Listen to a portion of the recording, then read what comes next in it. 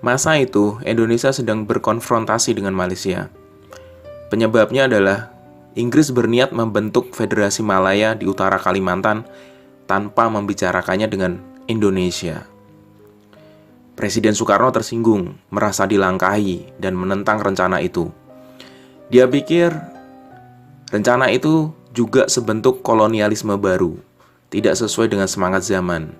Maka Presiden Soekarno berseru, "Ganyang Malaysia."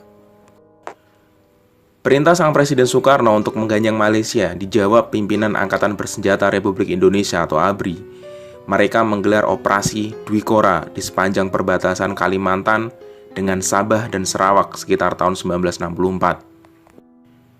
Tidak ada pernyataan perang resmi seperti saat operasi militer Tikora merebut Irian Barat.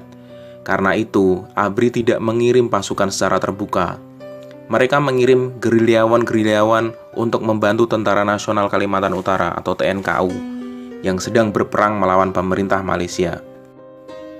Walau disebut gerilyawan, sebagian besar anggotanya justru pasukan elit dari ABRI, seperti Resimen Para Komando Angkatan Darat atau RPKAD atau Pasukan Gerak Cepat PGT dari TNI AU.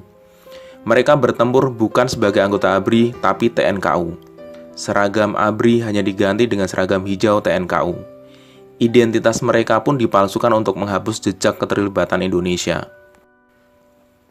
Tugas gerilyawan ini mengganggu perbatasan di sepanjang Sabah dan Sarawak.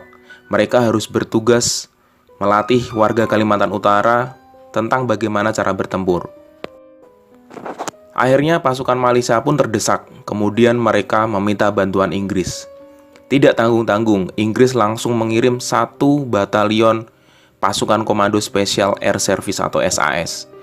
Inilah pasukan elit terbaik Inggris yang reputasinya melegenda ke seluruh dunia.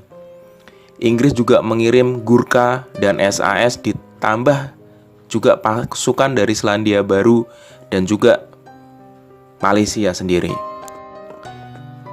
Komandan pasukan Inggris di Malaya, Mayor Jenderal Walter Walker, merasa perlu mendatangkan SAS karena merasa hanya pasukan elit ini yang bisa membendung pasukan gerilya asal Indonesia. Walker tak mau jatuh korban lebih banyak di kalangan Inggris. Pertempuran antara SAS dan Gurkha melawan gerilyawan TNKU berlangsung sangat seru. Lebatnya rimba Kalimantan menjadi saksi pertempuran yang tak pernah diberitakan media tersebut. Kadang pasukan Inggris mengalahkan gerilyawan TNKU dalam pertempuran, tapi kadang gerilyawan TNKU yang memukul pasukan SAS dan Gurkha. Sulit untuk mencatat secara pasti data-data pertempuran tersebut.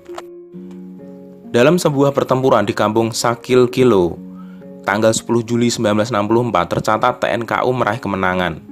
Saat itu 2 peleton Gurkha melawan 1 peleton TNKU. Dalam serangan tersebut, TNKU berhasil menewaskan 20 orang Gurkha tanpa satupun korban jatuh dari pasukan gerilyawan.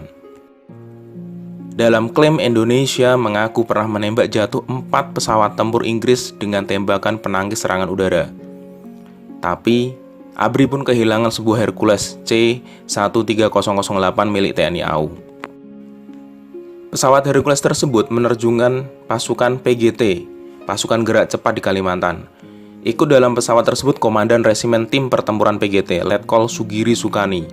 Sugiri Sukani sendiri sudah berpengalaman terjun di belantara hutan rimba. Saat Rikora, Sugiri juga mengirim pasukan PGT terjun di Irian. Perang gerilya ini memakan biaya besar bagi Indonesia dan Inggris. Saat itu pimpinan ABRI merasa jika diteruskan, konflik Dwi Kora ini tak akan menguntungkan Indonesia. Apalagi tahun 1965 ekonomi Indonesia sedang jatuh. Sejumlah pimpinan ABRI dan Malaysia pun sebenarnya sudah membuka sebuah dialog untuk perdamaian. Ditambah lagi, gerakan 30 September meletus di Jakarta pada tahun 1965. Maijen Soeharto yang mengambil alih kepemimpinan militer memilih menarik kekuatan pasukan-pasukan ABRI dari Kalimantan. Dengan pasukan itulah Soeharto fokus memerangi Partai Komunis Indonesia. Ketika berkuasa, Presiden Soeharto enggan meneruskan konflik dengan Malaysia. Dua negara serumpun ini berdamai dan hidup berdampingan sebagai tetangga. Walau kadang saja ada yang membuat hubungan Indonesia-Malaysia menghangat. Oke, thank you for watching. Mohon maaf jika ada salah-salah kata dan salah-salah sebut.